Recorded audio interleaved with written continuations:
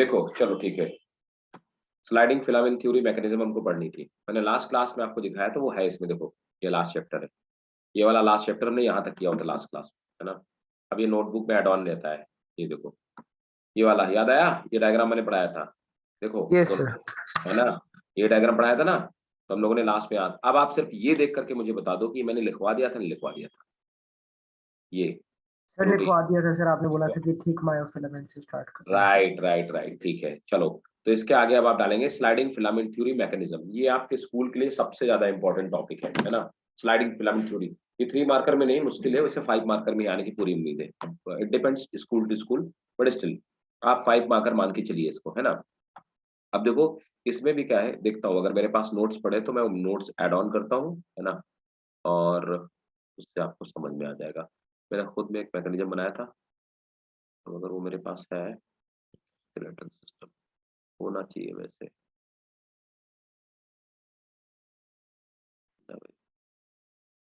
ओ,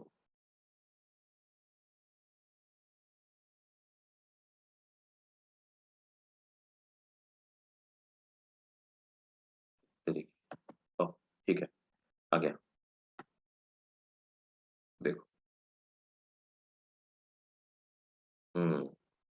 देखो sliding filament theory का ये जो मैकेनिज्म है ना, ये मैं इसको थोड़ा सा और स्ट्रेच कर दूं। Very good.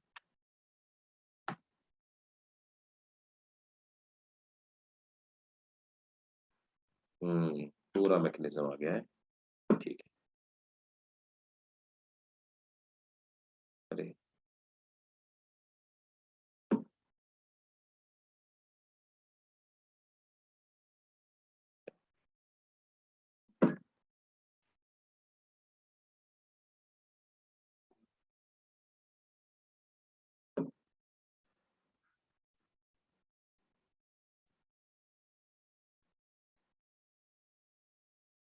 राइट राइट, ठीक है। देखो पूरा मैकेनिज्म इसमें आ गया है, पूरा मैकेनिज्म आपको समझाता हूँ एक एक करके। ये मैकेनिज्म ये शो करता है कि मसल स्लाइड कैसे होती है, उसका न्यूरल कंट्रोल कैसे होता है, समझिए बात को। इसमें आपको पूरी कहानी समझ में आ जाएगी, ठीक है। अर्पित, रोशनी, अच्छिका, ठीक है, इतने लोग अभी आए। देखो दिखाई दे रहा है सबको? जल्दी यस जल्दी सर। बताते हो, दिखाई दे रहा है ना? हाँ यस सर। ठीक है, वेरी गुड, बहुत बढ़िया। अब अगर दिखाई दे रहा है तो एक एक करके स्टार्ट किया जाए ऊपर से। अब हमें ये देखना है कि स्लाइडिंग फिलामेंट थ्योरी एक थ्योरी है, वो ये एक्सप्लेन करती है कि आखिर हमारी मसल्स जो होती हैं वो कॉन्ट्रैक्ट और रिलैक्स कैसे करती हैं, और इनके कॉन्ट्रैक्शन और रिलैक्सेशन से किस तरह से हमारा काम होता है ना। तो पहले हम लोग बात करते हैं मसल्स के स्ट्रक्चर की। मसल्स का स्ट्रक्चर तो देखो भाई हम लोगों ने पढ़ ही लिया है ना, ये मस्कुलर स्ट्रक्चर। फिर भी एक बार फिर से समझते हैं कि ये वाला जो पार्ट है, ये और बड़ा नहीं हो जाएगा क्या? रुको जरा, मुझे देखने में शायद ये बड़ा हो जाएगा थोड़ा सा और, तो मैं थोड़ा इसको और बड़ा करना चाहूँगा, 1 मिनट रुको।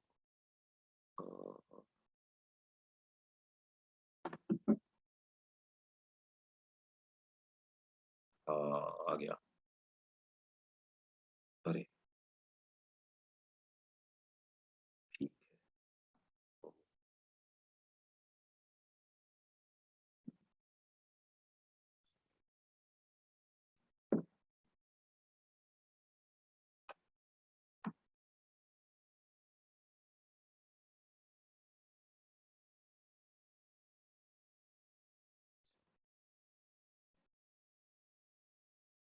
गुड। अब सही है। अब दिखाई दे रहा है, देखो। अब यहाँ पर मैंने आपको एक बात बताई थी, ये मैंने आपको बात ये बताई थी कि ये जो आप देख पा रहे हैं, है ना, ये वाला जो पार्ट आप देख पा रहे हैं, ये वाला पार्ट, तो ये हम लोगों ने पढ़ा हुआ था कि ये पर्टिकुलर जो पार्ट है इसको हम लोग बोलते हैं क्या? सार्कोमियर कहते हैं।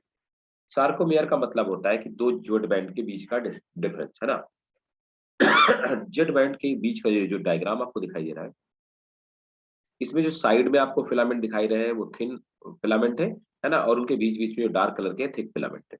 हम नीचे आ जाते हैं, तो 2 जेट बैंड के बीच का स्ट्रक्चर आप देखेंगे तो ये जो आपको दिखाई दे रहे हैं, ये बीच बीच में ब्लैक ब्लैक, ये सब थिन मायोफिलामेंट है ना। मतलब अब जो थिन फिलामेंट है वो किस चीज से मिलकर बने हैं? इनको हम एक्टिन, तो एक्टिन से बने हैं, ट्रोपोमायोसिन से बने हैं, ट्रोपोनिन से। एक्टिन ट्रोपोमायोसिन और ट्रोपोनिन, है ना। इन सबकी इन एक्टिन ट्रोपोमायोसिन और ट्रोपोनिन, इन तीनों की आपने स्ट्रक्चर आपने देख लिया हुआ है, लास्ट क्लास में मैंने आपको दिखाया था और इनफैक्ट अभी भी हम लोग देख रहे थे, है ना। देखा हुआ है ना, याद है ना। हाँ यस जी, सर। हाँ ठीक है, किसी को कोई डाउट नहीं होना चाहिए, है ना। और ये बीच में जो फिलामेंट पड़े हुए हैं, इनको हम लोग क्या बोलते हैं, इन्हें हम लोग थिक फिलामेंट कहते हैं, ये जो ग्रीन कलर के मैंने दिखाए हैं, है ना। तो जब अच्छा, अब आप एक बात देखेंगे कि ये जो खाली वाला स्पेस है ना, ये वाला स्पेस आप देख पाएंगे, ये स्पेस जहाँ पे बॉन्ड नहीं है, बॉन्ड क्या है, ये जो बॉन्ड दिखाई दे रहा है क्रॉस ब्रिजेस इनको हम बोलते हैं ना। ये जो आपको दिखाई दे रहे हैं, ये देखो यहाँ पे मैंने दिखाया भी है, इनको क्रॉस ब्रिजेस बोलते हैं, ये क्रॉस ब्रिज ना। तो जहां पे क्रॉस ब्रिज नहीं है उसको हम आई बैंड बोलते हैं, ये इधर भी इसको हम आई बैंड बोलेंगे, ठीक है। उसके बाद आप देखेंगे जहां से क्रॉस ब्रिज है यहां से इधर तक इसको हम ए बैंड बोलते हैं। अब क्या होगा, जब मसल्स कॉन्ट्रैक्ट करेगी तो ये वाले जो है ना, ये कौन से, ये जो थिक वाले फिलामेंट थे, थिक वाले फिलामेंट अंदर की तरफ, इधर की तरफ और इधर की तरफ स्लाइड करना शुरू कर देंगे, मूव करना शुरू कर देंगे। तो देखो, ये थिक वाले फिलामेंट अंदर की तरफ मूव करना शुरू होंगे तो मसल्स कॉन्ट्रैक्ट हो जाएंगे। जब मसल्स कॉन्ट्रैक्ट होगी तो आई बैंड खत्म हो जाएंगे और ए बैंड और बड़ा हो जाएगा, यही तो होगा कि नहीं बताओ, यस सर। है ना। तो जब हम मसल्स कॉन्ट्रैक्ट करते हैं, कोई हमने हमने क्या किया, हमने अपना हाथ ऐसे पीछे की तरफ उठाया, तो जब हम मसल्स कॉन्ट्रैक्ट करते हैं तो मसल्स कॉन्ट्रैक्शन के दौरान, during muscles contraction, what will happen, these filament like actin and myosin filament will slide over each other, ये दोनों एक दूसरे के ऊपर स्लाइड करेंगे, राइट। जब ये दोनों एक दूसरे के ऊपर स्लाइड करते हैं तो मसल्स कॉन्ट्रैक्ट हो, और जब स्लाइड आउट करेंगे, स्लाइड इन करेंगे तो कॉन्ट्रैक्ट होगी, जब स्लाइड आउट करेंगे तो क्या होगा, मसल्स रिलैक्स होगी। तो मैंने अपना हाथ ऐसे बाहर की तरफ किया तो स्लाइड आउट हुए, मैंने हाथ अंदर की तरफ किया, स्लाइड इन किए। अब इस स्लाइड आउट और स्लाइड इन होने में क्या होता है, एनर्जी खर्च होती है ना। इसीलिए आप बहुत देर तक हाथ को ऊपर उठा के नहीं रख सकते, थोड़ी देर बाद हाथ दर्द करने लगेगा, एनर्जी खत्म हो जाएगी, एटीपी खत्म हो जाएगी, अपने आप मसल स्लाइड आउट। अब बहुत ध्यान से समझिए, ये आखिर स्लाइड इन होते कैसे हैं या स्लाइड आउट होते कैसे, है ना। स्लाइड इन और स्लाइड आउट होने का मैकेनिज्म इनका क्या है, इस बारे में हम लोग बात करते हैं, ठीक है। तो यहां तक बताओ, ये यहां तक मामला सबको समझ में आ गया ना, यस प्रोटीन के सर। स्ट्रक्चर में तो कोई दिक्कत नहीं है, रोशनी समझ में आ रहा है, यस सर। बहुत बढ़िया, शाबाश, ठीक है। तो आप इस बात को ध्यान से और समझने की कोशिश करेंगे, है ना, फिर मैं आपको पूरी कहानी समझा दूंगा तभी लिखवाऊंगा, ठीक है। अब देखो, यहाँ पर एक एक प्रोटीन के स्ट्रक्चर में आ जाता है ना। तो सबसे पहले हम लोग बोलते हैं मायोसिन। तो हमने ये ऊपर देखा कि अब आप देखिए, यहाँ पे एक मायोसिन प्रोटीन है, ये आपको मायोसिन प्रोटीन दिखाई दे रहे हैं। और ये जो क्रॉस ब्रिजेस बने हुए हैं ना, क्रॉस ब्रिजेस पता किस चीज से बने, ये क्रॉस ब्रिज जो बाहर निकला हुआ ये इसके हेड है मायोसिन प्रोटीन के, है ना। So they are cross bridges are head of myosin, है ना।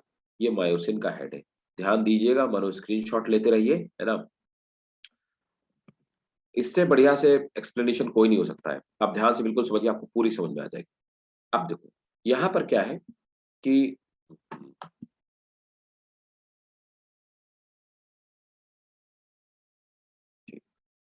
अब देखो यहां पर क्या है कि पहले हम एक एक के स्ट्रक्चर देखेंगे। तो पहले मैंने यहाँ पे मायोसिन का स्ट्रक्चर बताया। मायोसिन जो प्रोटीन होती है, ये क्या होती है, मायोसिन का जो मोनोमर है उसको हम मीरोमायोसिन कहते हैं, मैं लास्ट क्लास में आपको बता चुका हूँ, है ना। जिसमें से जो मीरोमायोसिन होती है, तो यहाँ पर दो मीरोमायोसिन मिल करके एक स्ट्रक्चर बनाते हैं, तो ये क्या हो गया, डाइमर हो गया।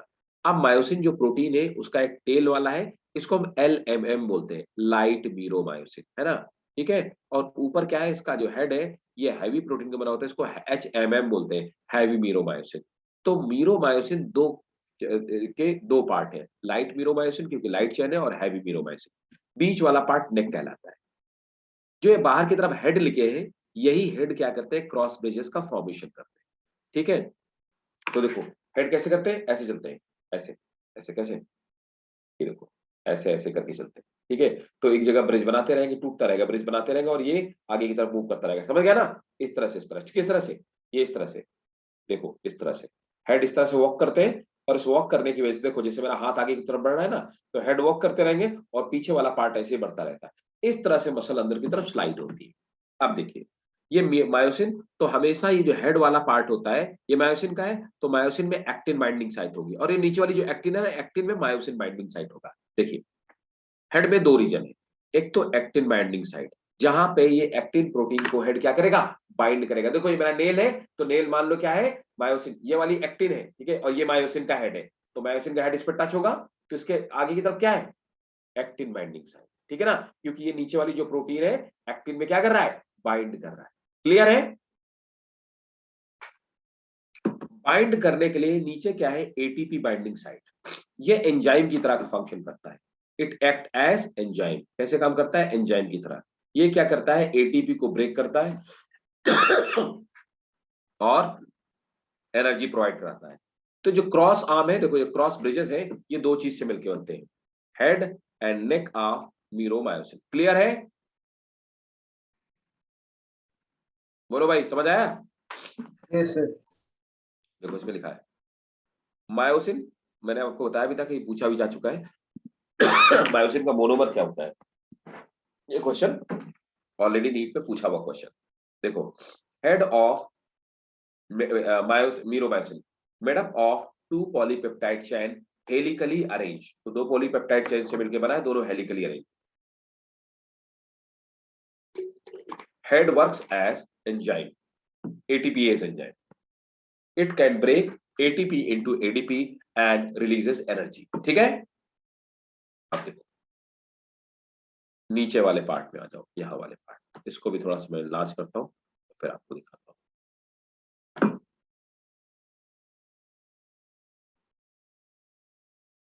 आप देखिए, है ना, अब लाइट मीरोमाइसिन है ना, और जो हेड वाला पार्ट होता है ये हैवी मीरोमाइसिन से बना होता है। सॉरी, ये पेज थोड़ा छुपा हुआ है भाई अंदर। वेरी गुड, चलो अब सही है। देखो, myosin is a polymer monomer is myromycin. Myromycin has two part, tail part light myromycin and head part heavy myromycin, है ना। तो tail part light का बना हुआ है और ये heavy myromycin का head part बना हुआ है। ग्लोब हेड क्या है, globular head, short neck, made up of heavy myromycin, cross project outwards at regular interval. Cross arm क्या होती है, अब देखो ये आप समझ में आ रहा होगा ना कि कैसे क्रॉस आर्म बाहर की तरफ निकली हुई होती है, ये देखो, तो ये मायोसिन का स्ट्रक्चर है, और ये थिक फिलामेंट आपस में मिलकर आती है, पूंछ सबकी मिल जाती है और हेड बाहर की तरफ प्रोजेक्ट होते हैं, और यही क्रॉस ब्रिजेस का फॉर्मेशन करते हैं। अब आ जाते हैं structure of actin, actin filament हम लोग पढ़ चुके हैं। It is a contractile protein, मतलब जिसमें कॉन्ट्रैक्ट होने की क्या होती है, गुंजाइश होती है, चांसेस होते हैं। मेड अप ऑफ 3 प्रोटीन, ये 3 प्रोटीन से मिलकर बनी। अब देखो यहां पर आप देखेंगे, एक तो ये F actin, G actin and tropomyosin, हम पढ़ चुके हैं, लास्ट क्लास में भी हम देख चुके हैं, ठीक है। अब देखो मैं आपको वो दिखाता हूं जो मैंने आपको लास्ट क्लास में दिखाया हुआ था। हाँ, इसमें देखो ये वाला मैंने दिखाया हुआ था ना, है ना, याद आया, ये वाला स्ट्रक्चर देखा, ये वाला देखा था ना। ये देखो थिन फिलामेंट जो होते हैं, ये जिनको हम एक्टिन फिलामेंट बोलते हैं, ये ट्रोपोनिन, एक्टिन और ट्रोपोमायोसिन से मिलकर के बने हुए। देखिए अब स्लाइडिंग फिलामेंट थ्योरी में आ जाओ। देखो स्लाइडिंग, इसमें क्या है, ये जो आपकी ये एक्टिन प्रोटीन होती है, ये एफ एक्टिन, जी एक्टिन, अब एक एक के स्ट्रक्चर में आते हैं। सबसे पहले एफ एक्टिन में आते हैं। एफ एक्टिन को हम लोग फिलामेंटस एक्टिन कहते हैं, क्यों, क्योंकि फिलामेंट की तरह होती है। To chains of G actin make F actin, है ना। तो ये छोटी गोल गोल जो प्रोटीन है, जिनको ग्लोबुलर प्रोटीन बोलते हैं, इनकी लंबी सी दो माला जैसी होती है ना, ये नेकलेस टाइप का होता है, और इससे मिलकर के इसकी दो चेन मिलकर के एफ एक्टिन का फॉर्मेशन करती है। G actin is monomer of F actin, है ना, समझिए बात को। अब यस। जो जी एक्टिन होती है, ये जो लंबी सी चैन है जो ये बनी हुई है, पर्ल्स की बनी हुई है, इसमें एक पर्ल को हम जी एक्टिन बोलते हैं। जब ये पर्ल की एक माला बन जाती है, नेकलेस बन जाता है, तो हम इसको क्या बोलते हैं, एफ एक्टिन बोलते हैं। तो फिलामेंटस एक्टिन जो फिलामेंट बना है, उसका एक यूनिट क्या है, जी एक्टिन। जी एक्टिन में क्या है, मायोसिन बाइंडिंग साइट है। तो मैंने क्या बोला था, एक्टिन प्रोटीन में मायोसिन बाइंडिंग साइट है और मायोसिन प्रोटीन में एक्टिन बाइंडिंग साइट है, दोनों जहां पर जुड़ेंगे क्रॉस ब्रिज फॉर्मेशन के टाइम पे, ठीक है। अब देखिए F actin is a polymer, it is made up of G actin, right. G actin में क्या होता है, जी एक्टिन में ही मायोसिन बाइंडिंग साइट है। अब आइए tropomyosin, it is a fibrous protein. Tropomyosin ये बीच में जो पतला सा है ना, ये बीच में जो आप देख रहे हैं पतला सा एक थ्रेड दौड़ रहा है, it is a fibrous protein, ये फाइबर की तरह प्रोटीन है। It runs close to the F actin, पूरे एफेक्टिन के साथ में दौड़ती रन करती रहती है in entire line. G actin Ajay, अब आइए नीचे आते हैं troponin. Troponin present on the troponin present on the tropomyosin at short distances, थोड़ी डिस्टेंस में इस ट्रोपोमायोसिन के बीच बीच में ट्रोपोनिन प्रोटीन है। ट्रोपोनिन प्रोटीन में 3 साइट है, समझिए बात को आप। ट्रोपोनिन प्रोटीन में खुद में 3 साइट है, क्या? टी साइट, सी साइट और आई साइट। अब आखिर ये टी साइट, सी साइट और आई साइट है क्या, ये बात भी समझ लीजिए कि क्या क्या चीजें हैं टी साइट, सी साइट और आई साइट, है ना। देखो ये भी मैं आपको बताता हूँ।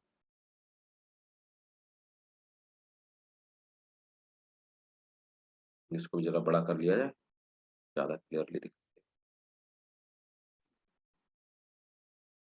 आप देखो यहां पर क्या है, ट्रोपोनिन में 3 साइट है, टी साइट, सी साइट और I site. T subunit T site है, बाइंडिंग साइट फॉर ट्रोपोमायोसिन, है ना, टी साइट। सी साइट क्या है, कैल्शियम बाइंडिंग साइट। और आई साइट क्या है, इनहिबिटरी साइट, है ना।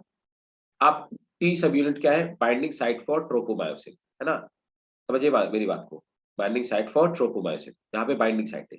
सी के यहाँ पे कैल्शियम बाइंड होता है इस वाली साइड पे, इस पे ट्रोपोमायोसिन बाइंड होता है, इस पे कैल्शियम साइड बाइंड होता है ना। और आई साइड क्या है, इनहिबिटिंग साइड, ठीक है।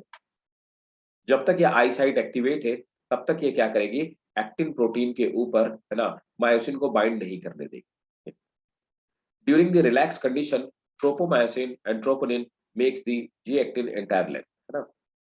अब स्लाइडिंग फिलामेंट थ्योरी में आ जाते हैं कैसे मसल स्लाइड होती है, ठीक।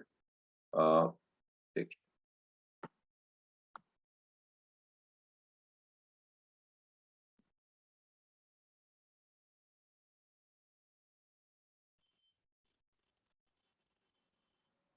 कैसे फिलामेंट स्लाइड होते हैं और किस तरह से इसका, देखो अब क्या होता है, किसी भी मसल्स को स्लाइड होने के लिए कमांड आती है। बहुत गौर से मेरी बात को समझिएगा, बिल्कुल फोकस आपका 100% मुझे इधर ही चाहिए।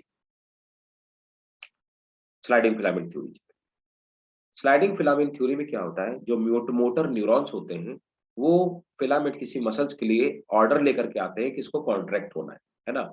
मैं अपने हाथ को उठाना चाहता हूँ लिखने के लिए, तो मेरे ब्रेन से एक ऑर्डर गया और ऑर्डर किसी न्यूरॉन से गया, और न्यूरॉन का जो आखिरी पार्ट है उसको हम क्या बोलेंगे, टर्मिनल पार्ट बोलेंगे या साइनेप्टिक नॉब्स बोलेंगे। वहां से जाकर के किसी मसल्स के पास या हाथ के मसल्स के पास कमांड लेकर के गया कि नहीं कॉन्ट्रैक्ट होना। अब जब कमांड पहुंच जाती है तो क्या होता है, अब देखो ये हो गई आपके नीचे मसल्स जो हमने अभी देखा, है ना। और ये जो ऊपर वाला पार्ट आपको दिखाई दे रहा है, ये वाला पार्ट, है ना, तो ये तो हो गई मसल्स। और ये जो ऊपर वाला पार्ट दिखाई दे रहा है, ये पार्ट क्या है, न्यूरॉन्स का पार्ट है। इन दोनों के बीच में क्या है, एक गैप है, जंक्शन है, ठीक है ना। क्या क्या क्या भरा होगा, लिव भरा होगा, आपको पता है। जब सबसे पहले क्या होता है, इम्पल्स आती है कहाँ पे, एट एक्सॉन एंड पे। तो इम्पल्स आती है, जैसे इम्पल्स यहाँ पर पहुंचती है तो अब क्या होता है, इट विल स्टार्ट। तो सबसे पहले देखो यहाँ पे मैं नंबर डायरेक्ट लिखा, पहली प्रोसेस क्या होगी, देखो यहाँ पर सबसे पहली प्रोसेस होगी कि ये बाहर से कैल्शियम आयन एब्जॉर्ब करेगा, है ना। तो कैल्शियम आयन देखो फ्रॉम ईसीएफ, तो कैल्शियम आयन अंदर की तरफ जा रहे हैं। जैसे कैल्शियम आयन जाएंगे तो कैल्शियम आने की वजह से ऊपर से नीचे की तरफ कुछ वेसाइकिल मूवमेंट करना शुरू करेंगे, है ना। अब कौन से वेसाइकिल है, देखिए देखो, एसिटिल कोलिन न्यूरोट्रांसमीटर से भरे हुए ये वेसाइकिल है। Acetylcholine neurotransmitter vesicle burst, ये बस्ट करेंगे बाहर की तरफ, and release the transmitter due to entry of calcium ion from the ECF extracellular fluid. ECF से जब ये ईसीएफ से जब कैल्शियम आयन अंदर की तरफ एब्जॉर्ब करेंगे तो क्या होगा, एसिटिल कोलिन से भरे हुए जो ये वेसाइकिल है नीचे की तरफ मूव करेंगे और बस्ट कर जाएंगे।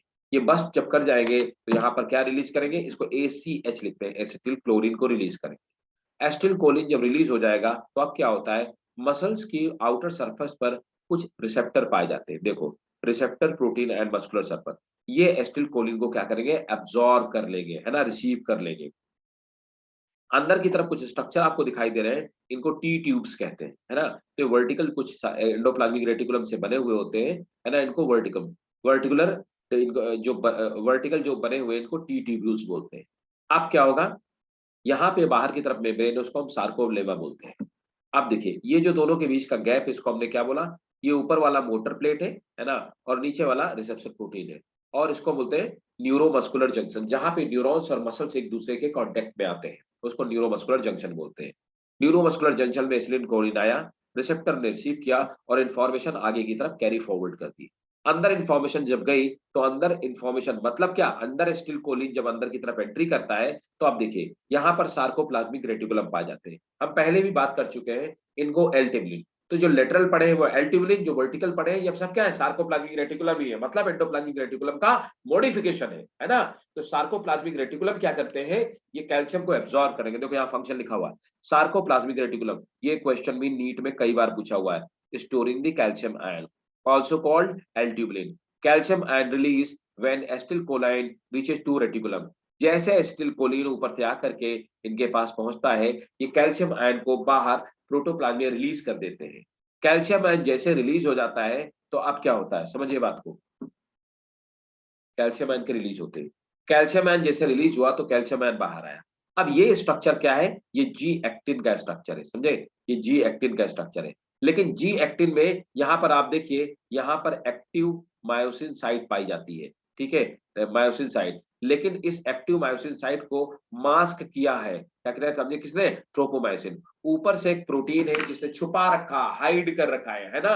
अब देखो मायोसिन यहां पर आकर के, कौन, वो मीरोमायोसिन का हेड, मीरोमायोसिन का हेड आकर के यहाँ पे बॉन्ड नहीं बना सकता है। क्यों, क्योंकि ट्रोपोमायोसिन ने इसको मास्क या हाइड किया हुआ है। तो फिर कैसे बॉन्ड बनेगा, अब यहां से ट्रोपोमायोसिन को हटाना पड़ेगा। जब ट्रोपोमायोसिन है ना, तो आप देखिए क्यों, ट्रोपोमायोसिन के ऊपर एक प्रोटीन है ट्रोपोनिन। ट्रोपोनिन इसको क्या करती है, ट्रोपोनिन क्या कर रही है, इनहिबिट करके रखती है, बॉन्ड बनाने नहीं देगी। किसको नहीं मिलने देगी, मायोसिन को मिलने नहीं देगी इससे, ठीक है। अब क्या हुआ, ट्रोपोनिन जो है ये एक सब यूनिट है, इसमें 3 सब यूनिट है, टी, सी और आई। आपको पता है C calcium ion binding, T क्या है, कैसा, कौन साइट है, जल्दी बताओ भाई। ट्रोपोनिन देखो ना, ट्रोपोमायोसिन बाइंडिंग साइट है और आई इनहिबिटिंग साइट है ना। ये देखो आई साइट ने इनहिबिट किया हुआ। अब क्या हुआ, कैल्शियम आयन बाहर से निकल के आए, ये देखो कैल्शियम आयन रिलीज हो गए, कैल्शियम आयन सी साइट में जुड़ जाते हैं। जैसे सी साइट पे calcium ion bind at C site and lead to change in the conformation और स्ट्रक्चर ऑफ ट्रोपोमायोसिन, ये ट्रोपोमायोसिन के स्ट्रक्चर को चेंज कर देंगे। अब क्या होगा, जैसे कैल्शियम आयन यहाँ पे जुड़ेंगे, कैल्शियम आयन के जुड़ते ही ये क्या करेगा, अपने स्ट्रक्चर को चेंज कर देगा, जिसकी वजह से ये ट्रोपोमायोसिन पीछे हट जाएगा और ये ट्रोपोनिन जो प्रोटीन अपने स्ट्रक्चर को चेंज कर देगी। जैसे स्ट्रक्चर चेंज हुआ वैसे एक्सट्यूटाइड क्या हो जाएगी, एक्सपोज हो जाएगी और इसका हेड ओपन हो जाएगा। जैसे एक्टिव साइट का हेड ओपन होगा वैसे बॉन्ड बनना शुरू हो जाएंगे। और देखो इस तरह से क्या होगा, एटीपी खर्च होंगे, ये बॉन्ड बना। बॉन्ड बनने के बाद क्या होगा, देखो ऐसे बॉन्ड बना, बॉन्ड बनने के बाद कुछ एक्स्ट्रा एनर्जी होगी, वो एक्स्ट्रा एनर्जी इसको आगे की तरफ झटका देगी, ऐसे धक्का देगी जिससे मुड़ जाएगा और फिर ऐसे झटका देगा, ऐसे। तो एक्स्ट्रा एनर्जी इसको बाहर की तरफ मूव करने का थ्रस्ट देती है। इस तरह से मसल्स मूव करती जाती है और मसल्स कॉन्ट्रैक्ट हो जाती है। क्या मेरी बात समझ में आई आपको, यस सर। पक्का समझ यस में आ गई सर। पूरी, ठीक है। थोड़ा सा और क्लियर करूंगा, है ना। हाँ, क्या ये पीडीएफ चाहिए कि स्क्रीनशॉट लोगे, बोलो। इससे इजी कुछ नहीं हो सकता, मैंने बहुत कोशिश की है, मैंने बहुत क्लियरली एक्सप्लेन करने की कोशिश की है। अब देखो मैं कोशिश करता हूँ, अगर मुझे कोई वीडियो अभी मिलता है तो मैं आपको वीडियो दिखा देता हूँ। सर इसकी पीडीएफ शेयर कर देना। मिल जाएगा, पीडीएफ मिल जाएगा, टेंशन नहीं लो, है ना। तो और ये बहुत इंपॉर्टेंट, ये जितना मेडिकल के लिए इस चैप्टर में सबसे इंपॉर्टेंट चीज यही है, स्टार्टिंग फिलामेंट थ्योरी। और आपके स्कूल वाले भी बहुत पूछेंगे, ठीक है, रुको 1 सेकंड दो मुझे।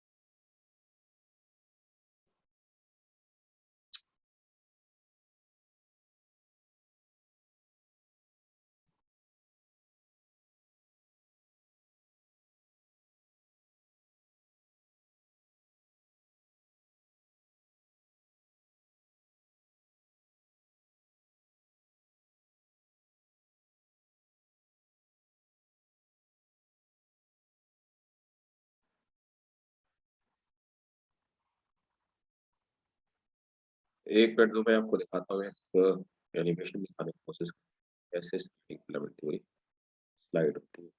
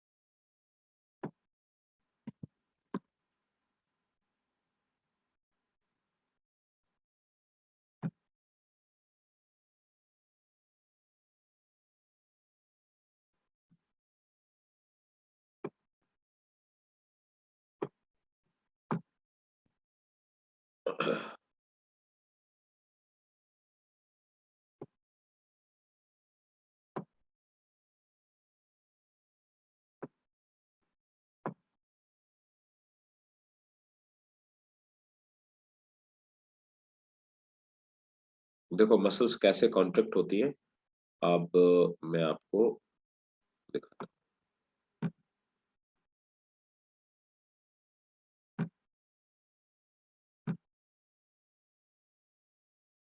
चलो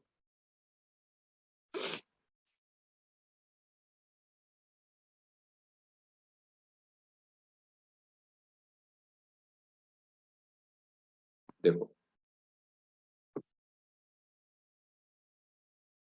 क्रॉस ब्रिजेस कैसे फॉर्म होते हैं, है ना। देखना, ये देखिए, ये हमारी स्केलेटल मसल्स हो गई, ये आपको पूरा, है ना, ये एक सार्कोमियर हो गया जो हम लोग पढ़ रहे थे। ठीक है, समझते जाइएगा। और यहाँ देखो, है ना, ये समझते जाओ, जहाँ पे नहीं समझ में बताना। ठीक है, अब देखो, ये थिक मायोसिन फिलामेंट है और बीच में जो ब्लू कलर के दिखाई दे रहा है थिन मायोसिन फिलामेंट है ना। और स्लाइडिंग फिलामेंट थ्योरी कैसे बताती है, ये देखो, मसल्स जब कॉन्ट्रैक्ट होती है तो स्लाइड हो जाते हैं अंदर की तरफ, जब मसल्स रिलैक्स होती है तो बाहर की तरफ चले जाते हैं, देखो, है ना। इसको हम स्लाइडिंग फिलामेंट बोलते हैं, यही पूरी थ्योरी स्लाइडिंग फिलामेंट। ये कब होता है, जब कॉन्ट्रैक्शन होता है ना। कैल्शियम आयन रिलीज हुए, अब क्या हुआ, ये कैल्शियम आयन ट्रोपोनिन में बाइंड कर दिया, है ना। ठीक है, देखो, होल्ड करो, समझो बात को। अब यहाँ पर क्या हो रहा है कि कैल्शियम आयन आए और ये बाइंड कर दिया। ठीक है, कैल्शियम आयन आए और कैल्शियम आयन ने क्या किया कि बाइंड कर लिया। अभी बाइंड नहीं किया, जब तक नहीं किया है तब तक की बात को समझिए, जब तक बाइंड नहीं किया हुआ है ना। ये मैं हटा देता हूँ, कैल्शियम ने बाइंड नहीं किया, थोड़ा सा और देखो, अभी कैल्शियम आयन नहीं है। अब क्या है, जब तक कैल्शियम आयन नहीं है तो यहाँ पर क्या है, आप देखेंगे कि नीचे वाले ये क्रॉस ब्रिज, ये स्ट्रक्चर क्रॉस ब्रिज है ना। और यहाँ पर क्या है, ये मायोसिन का हेड है, मीरोमायोसिन का हेड है। अब ये यहाँ पे क्या है, मायोसिन में एक्टिन बाइंडिंग साइट, ये एक्टिन में जुड़ के क्रॉस ब्रिज बनाना तो चाहता है लेकिन क्रॉस ब्रिज बन ही नहीं पा रहा, क्यों, क्योंकि बीच में, दोनों के बीच में दीवार बन के कौन खड़ा हुआ है, ट्रोपोनिन।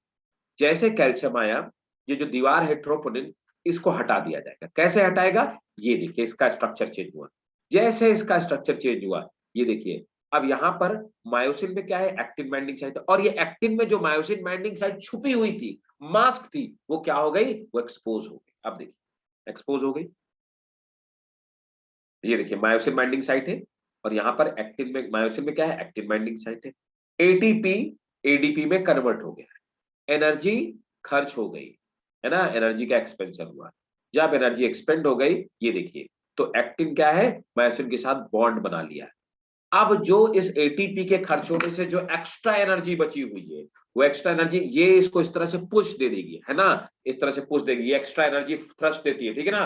अब क्या होगा, इस थ्रस्ट की वजह से ये आगे की तरफ मूव कर जाएगा। ठीक है, इस थ्रस्ट की वजह से एक्स्ट्रा एनर्जी इसको आगे मूव करने में हेल्प करेगी। एटीपी की थोड़ी सी एनर्जी बॉन्ड बनाने में खर्च करेगी, देखिए, फिर से एटीपी टूटे, ये देखो, मायोसिन में एटीपीएस जो एंजाइम है, अब इसकी हेल्प से क्या होगा, ये आगे की तरफ, ये थ्रस्ट हुआ, और इस थ्रस्ट से ये फिर आगे की तरफ मूव करता है ना। मूव करने से क्या होगा, फिर से बॉन्ड का फॉर्मेशन होगा और फिर से स्लाइडिंग होगी। ठीक है, इस तरह से ये मसल्स स्लाइड होती रहती है, मसल स्लाइड होती रहती है और ये आगे की तरफ मूव करती रहती है। यही स्लाइडिंग फिलामेंट थ्योरी है। इसी बात को मैंने, ये देखो, फिर एक एनर्जी ने बॉन्ड बनाया, एक्स्ट्रा एनर्जी इसको थ्रस्ट देगी, इस तरह से एटीपी आते रहेंगी, खर्च होती रहेगी और ये फिलामेंट को पीछे की तरफ मूव कराते रहेंगे, ठीक है। और एक्टिन मायोसिन फिलामेंट पे बॉन्ड बनते रहेंगे, क्रॉस ब्रिजेस बनते और टूटते रहेंगे, जिससे मसल्स कॉन्ट्रैक्ट हो जाएंगे। So this was all about the sliding filament theory. क्या मेरी बात आपको समझ में आ गई? बताएं। Is it clear to all of you? Yes sir. 100% समझ में आ गई ना कैसे होता है? Yes, sir. ठीक है, इस कहानी को पूरा याद रखना है ना। ठीक, स्लाइडिंग फिलामेंट थ्योरी लिखवानी है, बोलोगे तो लिखवा दो। बोलो, ये लिखवाना है पूरा, जल्दी जल्दी बताओ। ये तो मैं भेज ही दूंगा, अभी भेज दे रहा हूँ। सर वो पीडीएफ से आ गया। हाँ बेटा, तेज से बोल थोड़ा। मैं कह रहा था ये सारे Acknowledge. पॉइंट्स पीडीएफ में हो ही जाएगा। तो लिख लोगे ना, मतलब अगर क्वेश्चन आएगा तो लिख लोगे ना स्कूल में, सब लोग बताओ। Yes, sir. सर ये सर कर लेंगे सर, इसमें सारा ठीक गिवन है, मैं अभी के अभी निष्कर्ष जी को मेल कर दे रहा हूँ, ठीक है ना। अब आप लोग यस क्या सर। करेंगे निष्कर्ष जी से, बोलेंगे स्लाइडिंग फिलामेंट का जो सर ने पीडीएफ दिया हुआ है, मैं अभी आपके सामने मेल किया दे रहा हूँ। वेट,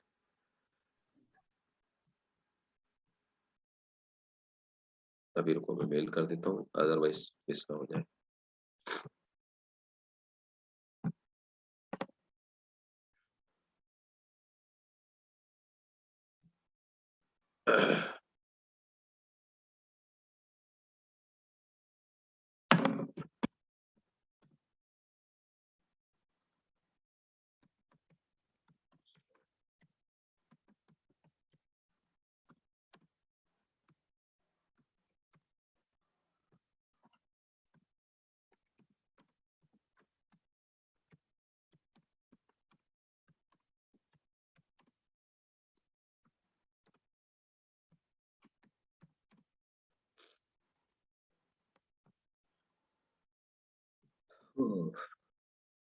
स्लाइडिंग फिलामेंट,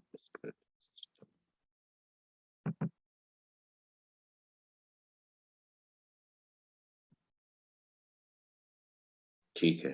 देखो मैंने अभी का अभी मैसेज वो दे दिया, ठीक है ना, मेल दे दिया, अब आप उनसे ले लीजिएगा, है ना। Yes sir. आप चलो, अब आगे क्या रह रहा है, ये तो हो गया। नेक्स्ट का टॉपिक है स्लाइडिंग फिलामेंट थ्योरी, मैंने आपको पूरी बता दी है।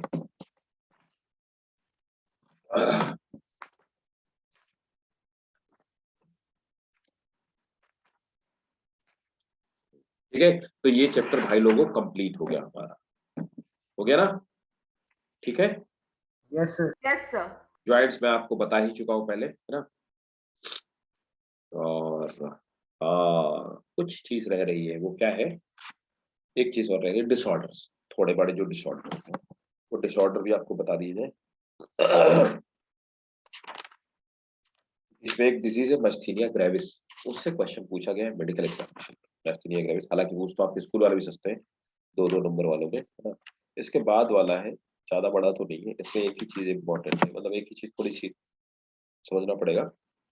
ईयर का स्ट्रक्चर और ईयर ईयर ऑसिलेशन कैसे होते हैं, मतलब कैसे कैसे हमारे ऑडिटरी जो हमारी ये सिस्टम होता है वो कैसे फंक्शन करता है। तो अब आप लोग हेडिंग डालो डिसऑर्डर्स, है ना, डिसऑर्डर्स ऑफ एक और लास्ट डिसऑर्डर्स।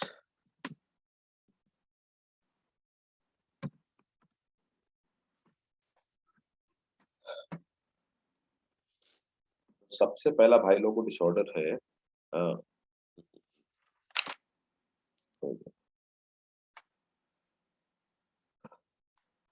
अर्थराइटिस। तो अर्थराइटिस क्या होता है, कोई बताएगा arthritis? The first one is The pain in joints. Right, क्यों होता है अर्थराइटिस? नोट करेंगे, it is caused by inflammation of joint, inflammation of joint, है ना। तो ज्वाइंट में इन्फ्लेमेशन होता है ना।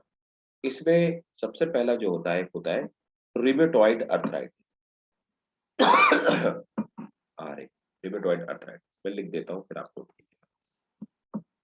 हम लोग बोलते हैं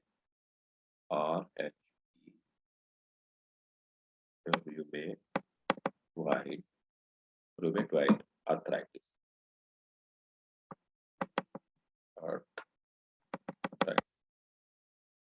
रूमेटॉइड ना, ये जो रूमेटॉइड आर्थराइटिस होता है, इस रूमेटॉइड आर्थराइटिस की क्या खास बात है, किसकी वजह से होता है, चलो नोट करो।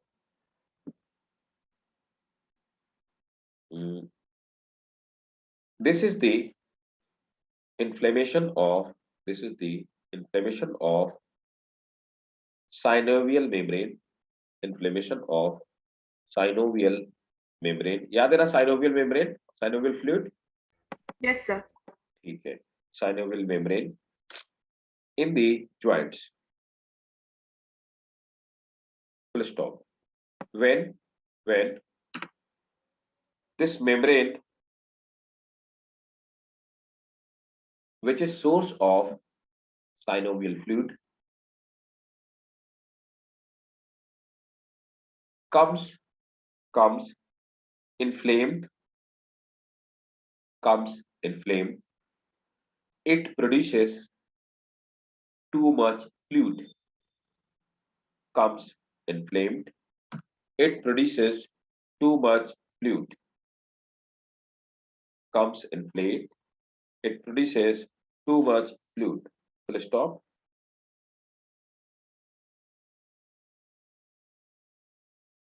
Which after accumulating on the which after accumulating on the articular cartilage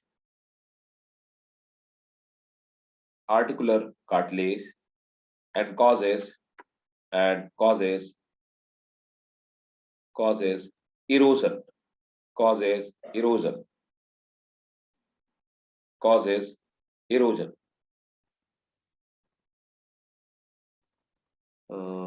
Just a minute.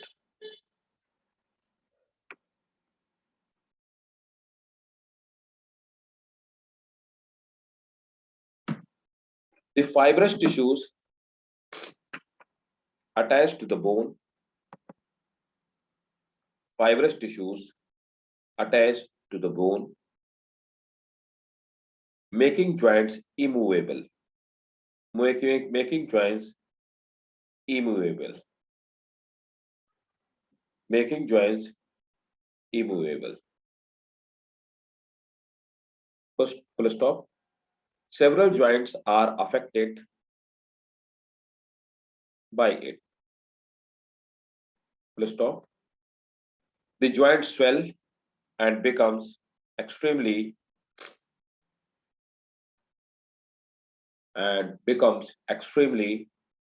painful. ठीक है, तो नॉर्मली यही वाला आर्थराइटिस होता है जिसको रूमेटॉइड आर्थराइटिस बोलते हैं, है ना। तो आपने पढ़ा था साइनोवियल मेम्ब्रेन होती है, वो साइनोवियल फ्लूइड सीक्रेट करती है, उसमें एक्स्ट्रा सीक्रेशन हो जाता है जिससे जॉइंट में स्वेलिंग आ जाती है। फिर आपको ये भी पता है कि जॉइंट के बीच में कार्टिलेज पाए जाते हैं। कार्टिलेज में क्या होता है, फ्लूइड के बढ़ जाने की वजह से क्या होता है, इरोजन स्टार्ट हो जाता है, जिससे कि पेन होने लगता है और जॉइंट को मूव कराना पॉसिबल नहीं हो पाता उस पर्टिकुलर पार्ट को, इससे लोगों को दर्द होता है ना। ये आर्थराइटिस बूढ़े लोगों में पाया जाता है, आपने देखा होगा, ठीक है। और एक और होती है, लेकिन होती तो कई सारी है, बट हमें जितना पढ़ना है उतना ही। दूसरी होती है osteoarthritis.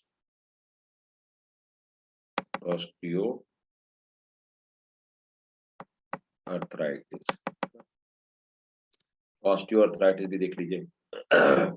Osteoarthritis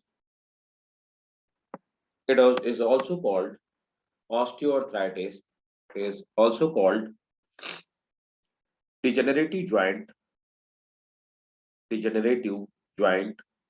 disease. Degenerative joint disease. Full stop. It is most common type of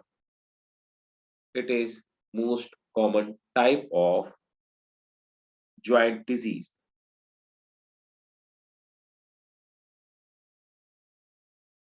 It is characterized by progressive erosion of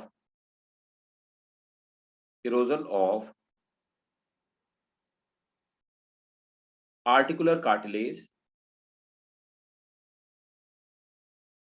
at synovial joint.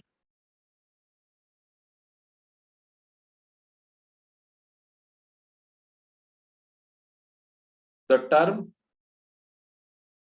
osteoarthritis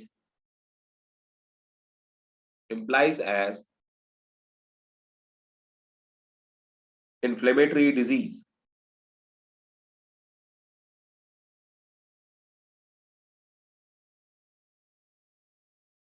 Knee and hands are the most affected part. Knee and hands are the most affected part of disease. एक और चीज होती है gout. Gout क्या होता है, कोई बताएगा क्या? गाउट बहुत बार पूछा गया. गाउट भी, इसलिए मैं आपको बता देता हूँ गाउट का. कोई बताएगा गाउट क्या होता है? गाउट या इसको गाउटरी आर्थराइटिस बोलते हैं. नोट करिए. This disease is due to defect in purine metabolism. Purine pyrimidine में और जाना, nitrogenous base, ठीक है? This defect is due to purine metabolism. Purine metabolism that causes excess of uric acid. That causes excess of uric acid and salt, excess of uric acid and salt, full stop. The level of uric acid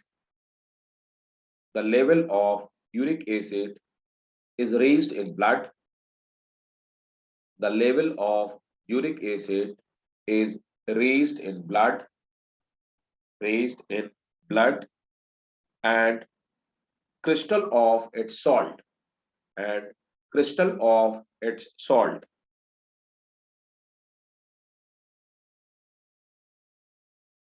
full stop. Accumulation of this salt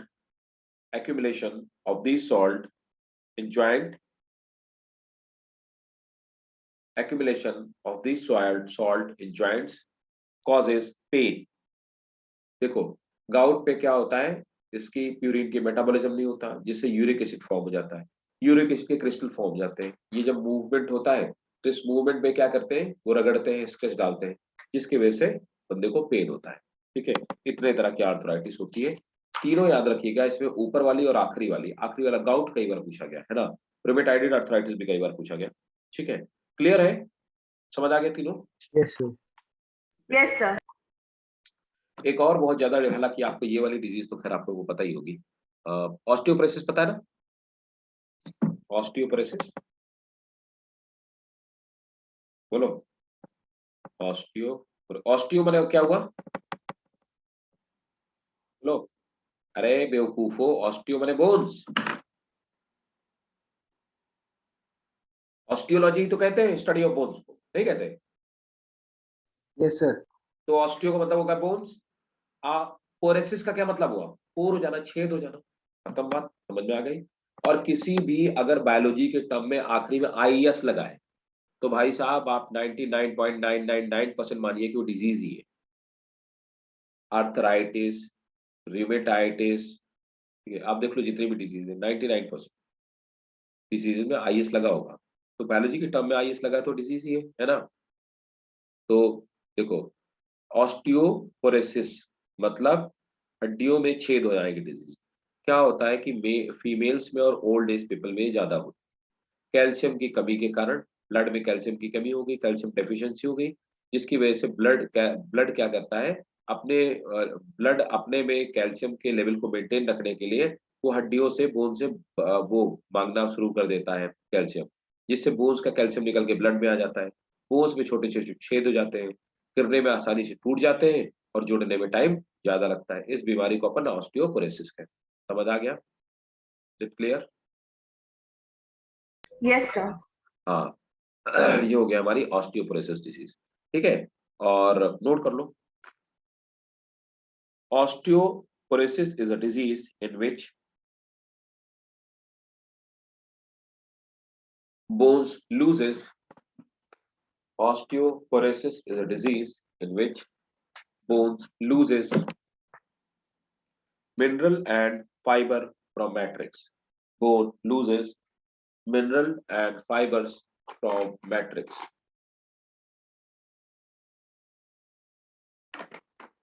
Mineral and fibers from matrix. Full stop.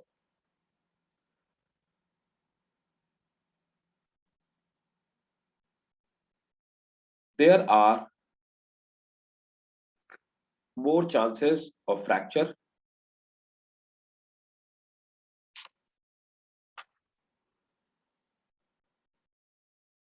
The major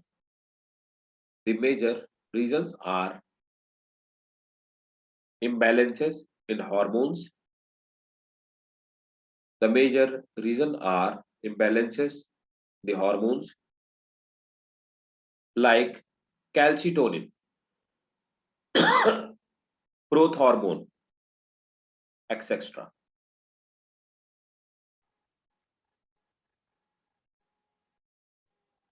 है ना? Got बता दिया, arthritis बता दिया, osteoporosis बता दिया। अब हाँ, एक बीमारी और है, इधर दिया है, मैस्थेनिया ग्रेविस। तो नेक्स्ट आ जाते हैं, ये भी बहुत बार पूछा गया नीट में।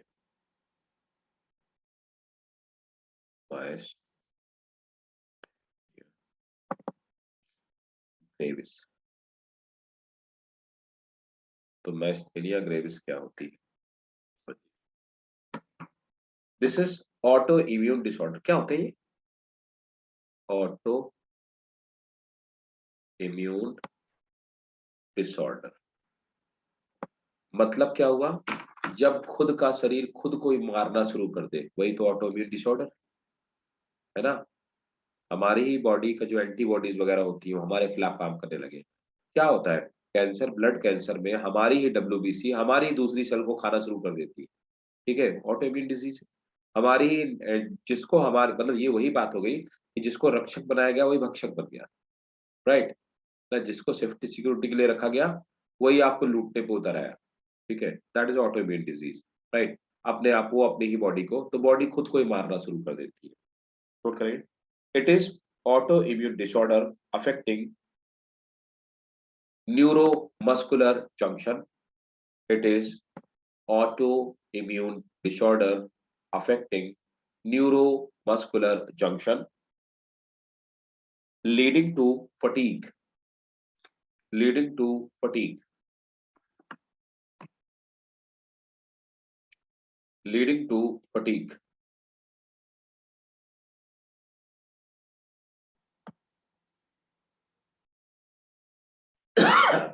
Leading to fatigue, weakness and paralysis, leading to fatigue, weakness, paralysis of skeletal muscle, paralysis of skeletal muscles. टिटैनी, ना टिटनिस जिसको हम लोग बोलते हैं। तो नेक्स्ट डिजीज है भाई साहब, चौथी डिजीज है टिटनी।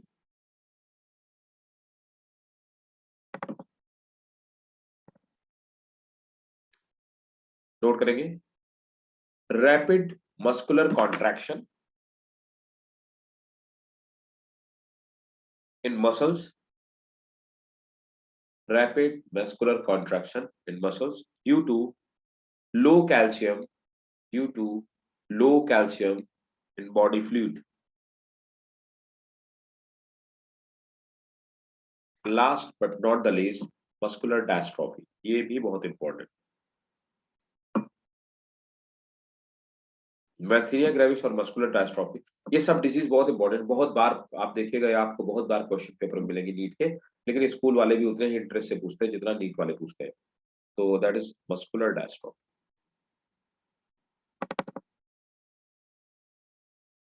डायस्ट्रोफी, चलो नोट करो, व्हाट इज मस्कुलर डायस्ट्रोफी? मस्कुलर डायस्ट्रोफी क्या? This is disorder of This is disorder of the gene.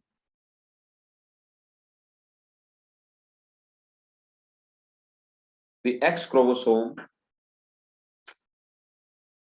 is unable to produce protein, called dystrophin. ये 12th में भी है muscular dystrophy. Dystrophin in the skeletal muscles. Full stop. Dystrophin is believed to give nerve signal to the calcium storage muscles, in muscles. मतलब किसको ये signal देती है muscles के अंदर, किसको? सार्कोप्लाज्मिक रेटिकुलम को, है ना, ये सार्कोप्लाज्मिक रेटिकुलम को, कि भाई कैल्शियम स्टोर करो, अब कैल्शियम रिलीज करो, है ना। तो डायस्ट्रोफिन नहीं बनती है। डायस्ट्रोफिन का काम क्या है? कैल्शियम रिलीज होने के लिए, कैल्शियम स्टोर होने के लिए सिग्नल देती है ना। Stop. Yes, sir. Due to its deficiency,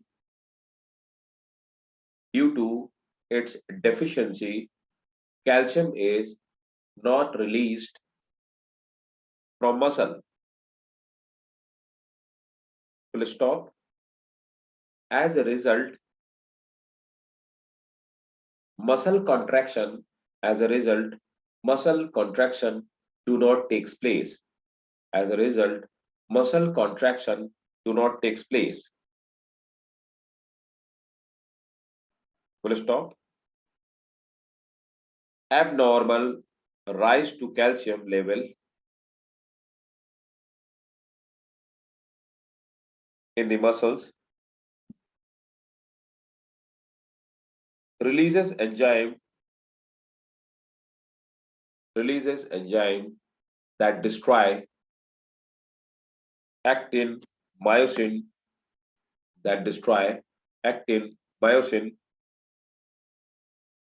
resulting the fatal muscular weakness. Full stop. There is deterioration of muscles at early age.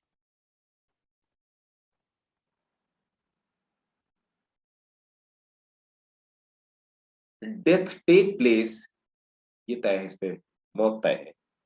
Death takes place at the age of 20. ये question इसको underline करना. Death takes place at the age of 20 due to cardiac and respiratory failure. क्योंकि heart की भी muscles को contract होना होता है, सब जगह ऐसे ही मसल्स कॉन्ट्रैक्ट होती है, क्योंकि रेस्पिरेशन के लिए हमारी इंटरकोस्टल मसल्स को भी कॉन्ट्रैक्ट होना होता है. तो मस्कुलर कॉन्ट्रैक्शन नहीं हो पाता है, जिसकी वजह से धीरे धीरे हार्ट फेलियर की वजह से बंदे की मौत होती है. समझ आया? Now this was all about the your body, ये स्ट्रक्चर एंड मूवमेंट करके जो चैप्टर है, लोकोमोशन एंड मूवमेंट, है ना. Body structure, locomotion and movement, ये है. ठीक है. नेक्स्ट है न्यूरल कंट्रोल एंड कोऑर्डिनेशन, है ना. तो आप हेडिंग डालिए neural control and coordination. Next वाला समझ में आ गया सबको? ठीक है. Yes, sir. है ना. आप एक बार फिर से इसको रीचेक करो. मुझे 2 मिनट का टाइम दो, है ना. मैं थोड़ा सा, वाटर बोतल मेरी खत्म हो गई, मैं लेकर के आता हूँ, रिफिल करके लाता हूँ. मुझे 1 मिनट का टाइम दीजिए, और तब तक एक बार आप क्रॉस चेक कर लो. अगर आपको कहीं पर लगता है कि कोई डाउट है ना, तो आप लोग डाउट पूछ लीजिए, फिर हम लोग आगे वाले चैप्टर में मूव करेंगे. ठीक है. मैं 1 मिनट में आया. राइट.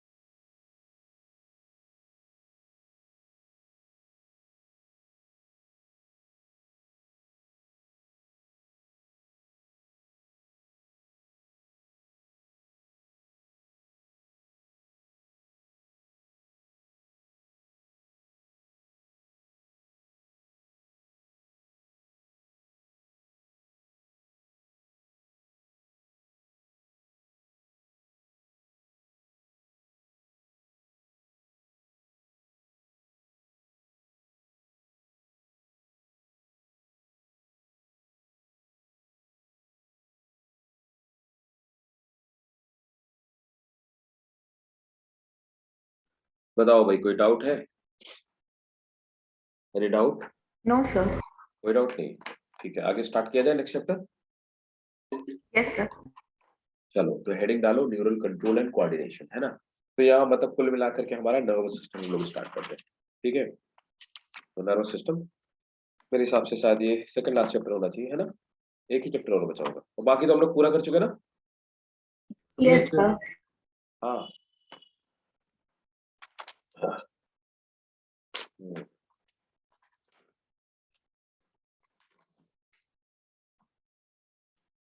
एग्जाम कब से तुम लोग को? फरवरी में?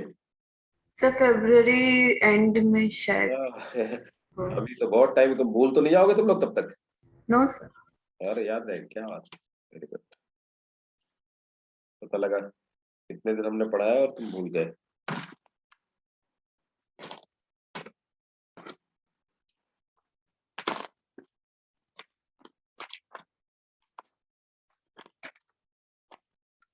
और ध्यान से पीडीएफ ले लेना, क्योंकि पीडीएफ में दे चुका हूँ, तो वो ले लीजिएगा।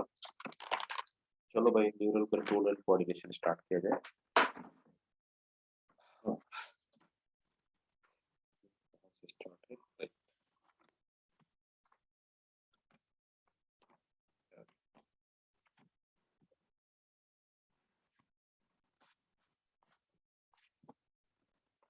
तो पहले पढ़ लिया जाए कि नर्वस सिस्टम का क्या फंक्शन होता है ना।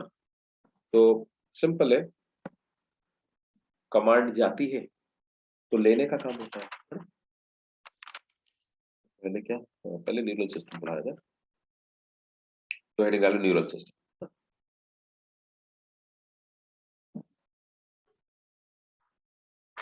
मैं भी कोई चैप्टर डाल दूं, न्यूरल सिस्टम नेक्स्ट चैप्टर है।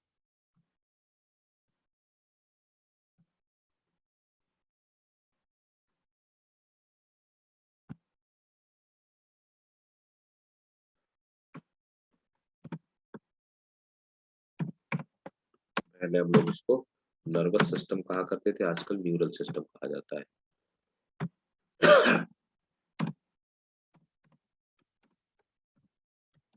नोट करेंगे, the system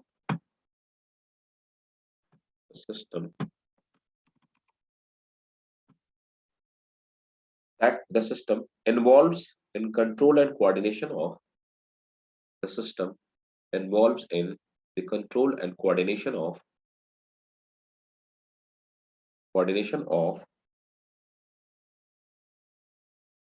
various body function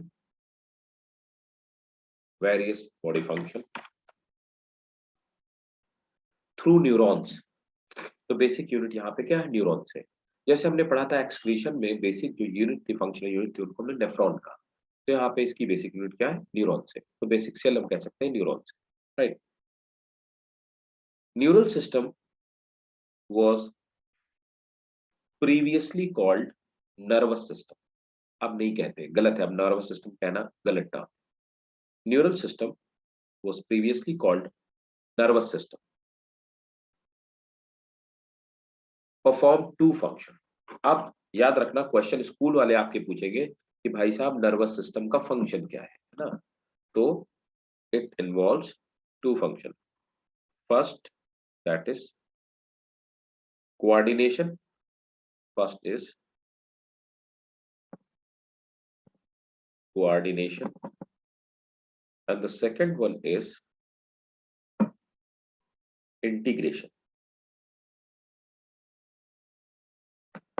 second one is integration। तो पहला क्या है, कोऑर्डिनेशन, मतलब वेरियस जो बॉडी के पार्ट उनके बीच में कोऑर्डिनेशन करना, है ना। जैसे कि हार्ट और लंग्स का कोऑर्डिनेशन करना, ठीक। अगर हमारी, अगर आप डर गए, है ना, आपको डर लग गया, या अचानक से कोई चीज का शॉक लग गया, तो आपकी ब्रीदिंग रेट बढ़ेगी, तो हार्ट रेट भी अपने आप बढ़ जाएगी, है ना। तो ये कोऑर्डिनेशन हो गया, हार्ट और आपके लंग्स के बीच में कोऑर्डिनेट भी कर रहा है। इंटीग्रेशन, सब चीजों को एक साथ लेकर के चलना। जब आप कार ड्राइव करते हो, तो एक पैर आपका क्लच में होता है, एक पैर आपका एक्सीलेटर में होता है, दूसरा पैर क्लच और ब्रेक के बीच में मूव करता रहता है। और हाथ आपका क्या करता है, हाथ एक आपका गियर में होता है, एक स्टीयरिंग में होता है। आंखें आपकी देख रही होती है, कान सुन रहे होते हैं। आप समझिए कोऑर्डिनेशन क्या जबरदस्त कोऑर्डिनेशन है, राइट। और आपका ब्रेन सब चीजों को लगातार कंटिन्यूस कोऑर्डिनेट करता रहता है। तो आप समझिए वो क्या करे, ये दैट इज इंटीग्रेशन। सबको एक साथ कोऑर्डिनेट कराना मतलब इंटीग्रेट कर देना, एक साथ मिला देना, दैट इज इंटीग्रेशन। तो दो इसके काम हो गए, ठीक है। फंक्शन याद रखिएगा, पूछा जाता है। Next, neural system is the control system of body. Neural system is the control system of body of higher animal, body of higher animals, which consist of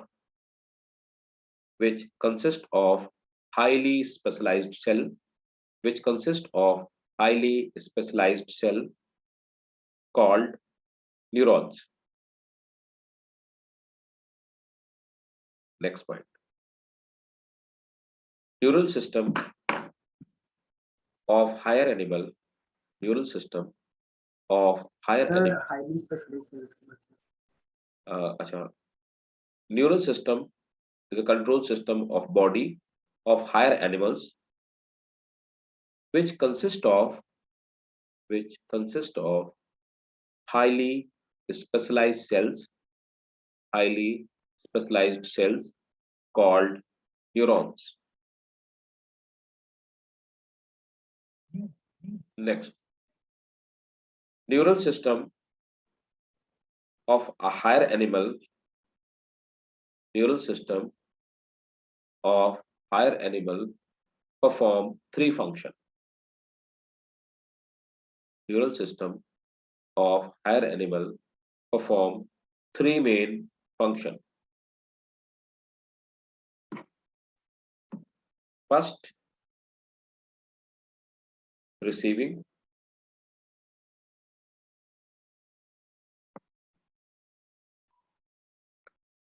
First, receiving.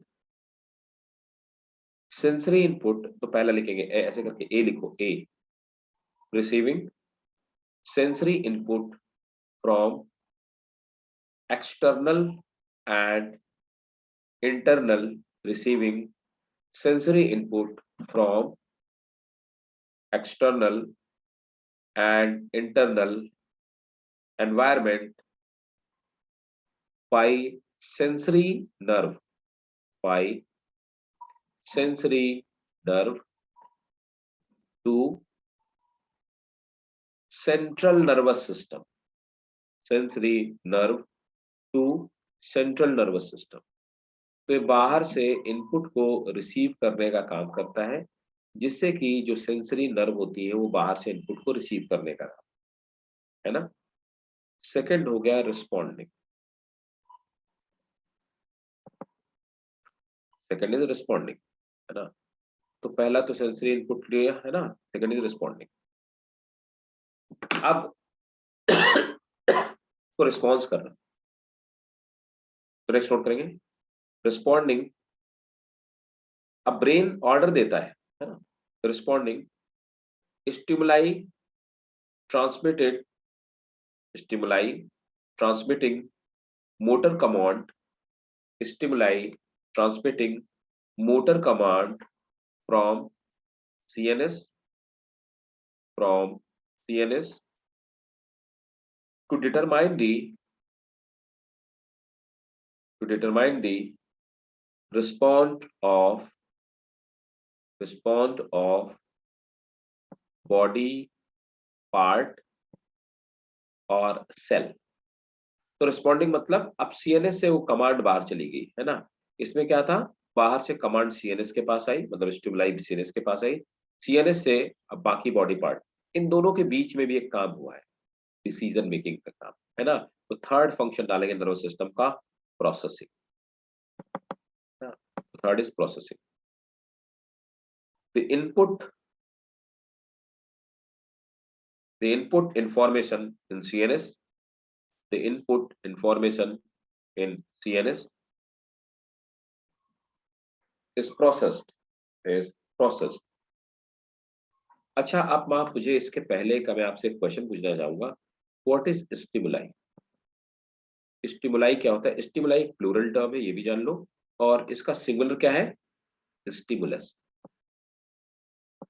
तो स्टिमुलस सिंगुलर है दोनों ही बातें सही है और stimuli plural है ना। तो अब आप मुझे बताएंगे व्हाट इज स्टिमुलस, कौन बताएगा, कौन बताएगा? रोशनी बताएगी। रोशनी क्या है Sir, stimulus? it's kind of a signal that invokes it's kind of a signal that, that evokes a specific function. ठीक है, चलो Sir, ठीक, हाँ बताओ। sir, it is something that causes movement in our body. That causes movement in the, Movement. अच्छा, और कोई, और किसी के कुछ विचार? Sir, it is a change in the environment that is responsible for a response in our body. क्या बात, बहुत बढ़िया, वेरी गुड। अच्छा एक बात बताओ, ठीक है, अच्छा इसके लिए टच में आना तो जरूरी नहीं है ना स्टिमुलस का, ये टच होना जरूरी है स्टिमुलस का? देखो एक बड़ा सिंपल सा एग्जांपल देता हूँ, आप बताना इसमें स्टिमुलस क्या है क्या नहीं स्टिमुलस। आप अपने घर से बाहर निकले और घर के बाहर एक आदमी खड़ा है, उसने आपको गाली दे दी, तो उसने आपको गाली दी, आपने उसको एक थप्पड़ मारा, ठीक है। आप दूसरे दिन घर से एक और दिन बाहर निकले, एक आदमी खड़ा था, वो सबको गाली रहा था, उसने आपको भी गाली दी, लेकिन अनफॉर्चुनेटली बेचारा वो पागल आदमी, क्या आप उसको मारोगे? No, sir. No, sir. पहला वाले को क्यों मार दिया? गाली तो दोनों ही दे रहे हैं यार, पहले वाले को मारोगे नहीं मारोगे, उसको भी छोड़ दोगे? फिर उसको मारेंगे। अच्छा उसको मारोगे, ठीक है, that is good, that is the normal human behaviour, everyone do that, है ना। तो अच्छा देखो, दोनों का स्टिमुलस तो दोनों एक ही जैसे है, नहीं है? नहीं सर, राइट, देखो पहले वाला स्टिमुलस है, दूसरे वाला स्टिमुलस नहीं है, तो फिर स्टिमुलस होता क्या है? एनी काइंड ऑफ फिजिकल और chemical change in environment against which our nervous system respond. अगर जैसे मान लो कोई बच्चे बैठे हुए क्लास में रिस्पॉन्स ही नहीं कर रहे हैं, ठीक है, रिस्पॉन्स ही नहीं, बड़ा कोल्ड सा रिस्पॉन्स, आधे ऐसे बैठे आधे सो रहे हैं, ठीक है, तो फिर टीचर क्या करता है? कुछ स्टिमुलस देता है ना। अच्छे टीचर ऐसे ही करते हैं, अगर उन्हें लगने लगे, राइट, कि बच्चे मोनोटोनस हो रहे हैं, समझ रहे हो ना, बच्चे मोनोटोनस हो रहे हैं, फॉर सेक ऑफ एग्जांपल, जैसे हम लोग बड़ी क्लास जो पढ़ाते हैं वो 3-3 घंटे की होती है, 4-4 घंटे की, और वो बेचारे पहले से 6 घंटे 5 घंटे पढ़ चुके होते हैं। यूपीएससी वाले बच्चे सुबह 7 बजे आ जाते हैं, जब मेरा बैच लगता है तो शाम को लगता है 5 बजे। अब 5 बजे वो 7 बजे से बैठे होते हैं बेचारे, थोड़ी देर के लिए लंच करने जाते हैं, और हमारी क्लास के पहले तो व्हाट वी सी, अब मुझे भी पता होता है कि इनको स्टिमुलेट करना पड़ेगा, स्टिमुलस देना पड़ेगा। सो अनटिल अनलेस वो रिस्पॉन्ड नहीं करते तब तक मेरा स्टिमुलस स्टिमुलस नहीं, मैं कोई सी भी बात कह दूं क्लास में, राइट। तो हमें स्टिमुलस, तो स्टिमुलस तभी आप कह सकते हो, तो हम लोग क्या बोलते हैं, बोले यार बच्चों को स्टिमुलेट करना पड़ेगा वरना ये पढ़ नहीं पाएंगे, इनके दिमाग में कुछ घुसेगा नहीं, है ना, ये सो जाएंगे आधे अभी, right. So on that time we have to stimulate, हम किसी और टॉपिक पे डिस्कशन करते हैं जिसमें सबका इंटरेस्ट आए, सबको थोड़ी सी मजा आए, है ना, then we start the class. और बीच में ऐसा करते रहते हैं, वी कीप ऑन स्टिमुलेटिंग, हर आधे घंटे में मैं ऐसा स्टिमुलेट करते रहता हूँ, उनको थोड़ा थोड़ा मजा भी आता रहे, है ना। So that is stimulus. क्यों स्टिमुलस क्या होता है? अगर आपके नर्वस सिस्टम ने रिस्पॉन्ड नहीं किया, दैट इज नॉट स्टिमुलस। तो अगर बच्चे बैठे हुए ऐसे मोनोटोनस बैठे हुए, that is not stimulus, means उनमें स्टिमुलेट नहीं हुआ, तो वो उसको हम स्टिमुलाई नहीं बोल सकते। स्टिमुलाई तभी होगा जब नर्वस सिस्टम रिस्पॉन्ड करे, और वो चेंज फिजिकल भी हो सकता है, केमिकल। फिजिकल चेंज में कभी भी जरूरी नहीं कि स्टिमुलस किसी भी रिस्पोंडेंट के टच में आए। लाइट आती है क्या हमारे टच में आती है क्या? हवा चलती है तो चलो ठीक है, हवा तो टच में आती है ना। मान लो किसी चीज की आवाज आती है तो कुछ हमारे टच में थोड़ा ना आता है, तो इट इज नॉट रिक्वायर्ड कि स्टिमुलस टच में आए, है ना। ये जरूरी नहीं है कि वो कांटेक्ट में आए तभी हम उसको स्टिमुलस बोले, बिना कांटेक्ट में आए भी स्टिमुलस हमारे पास आ सकता है, लेकिन that should be like our nervous system must respond to it, ठीक है, नोट कर Yes, लो, sir. ठीक है। एनी काइंड ऑफ फिजिकल और chemical change, any kind of physical or chemical change in environment, any kind of physical or chemical change in environment against which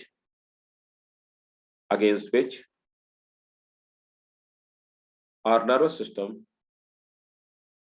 against which our nervous system respond, against which or nervous system respond is called stimulus, right. तो ये हो गया stimulus या stimuli. ठीक है भाई, नीचे एक नोट लिखो। ये क्वेश्चन एक्चुअली नीट में पूछा गया था, इसलिए मैं चाहता हूं कि आप इसको नोट कर ले। नोट, तो नोट पे क्या है, ये क्वेश्चन कई बार पूछा गया कि कौन सा ऐसा, चलो अब आप ही बताओ मुझे, लोग पूरी पढ़ चुके हो, पूरा 11th पढ़ा चुका हूँ, सब कुछ पढ़ा चुका हूँ, आखिरी की चीजें बची हुई हैं। कौन सा ऐसा, ये कौन सा ऐसा एनिमल का ग्रुप है जिसमें नर्वस सिस्टम नहीं पाया जाता? मैंने आपसे सीधे सीधे क्वेश्चन बताओ। एंड बिलीव ऑन मी, मैंने आपको ये लाइन लिखवाई थी, और जब ये लाइन लिखवाई थी तब भी मैंने बताया था कि क्वेश्चन पूछा हुआ नहीं। और अगर आपको शक हो तो आप उठाकर देख लो, आपको मिल जाएगा। मैं बताऊंगा कहां पे मिलेगा आंसर देने के बाद, आप आंसर तो पहले। The group of animal which do not have nervous system. Arpit, Roshni, Sir, sponges.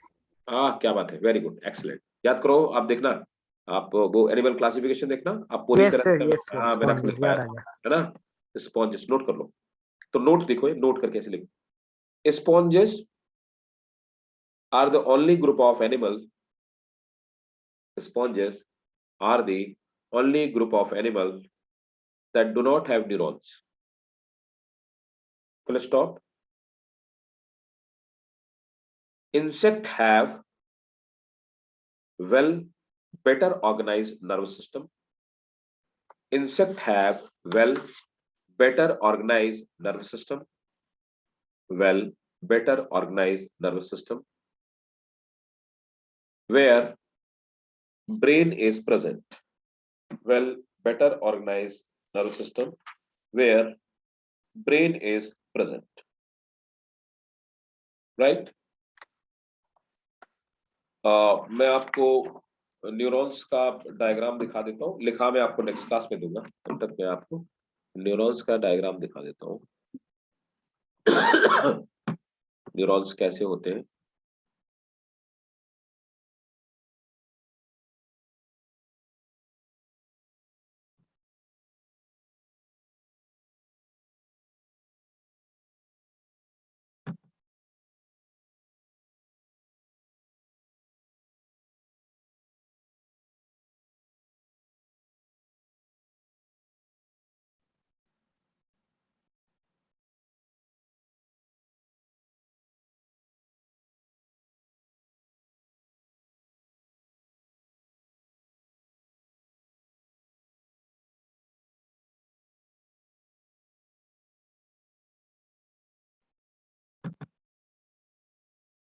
Look, this is the anatomy of neurons, है ना। ये हमारा एक न्यूरॉन हो गया, है ना।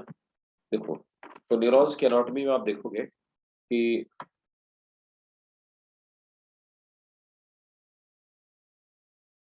न्यूरॉन्स की एनाटॉमी में आप देखोगे कि ये जो आगे वाला पार्ट है ना, इसको हम लोग ये बॉडी बोलते हैं, बॉडी या सोमा, इसी को सोमा कह सकते हो या इसी को आप बॉडी कह सकते हो, है ना।